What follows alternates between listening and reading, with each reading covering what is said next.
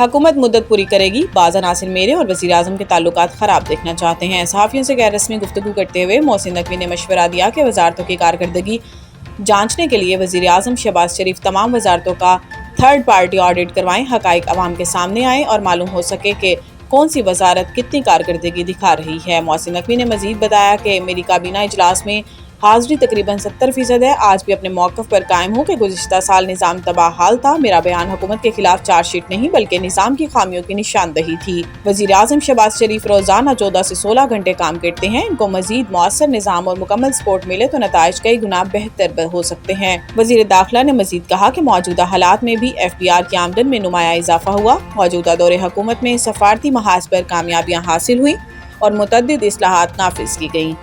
انہوں نے دعویٰ کیا کہ بعض عناصر میرے اور وزیر اعظم شہباز شریف کے تعلقات خراب دیکھنا چاہتے ہیں۔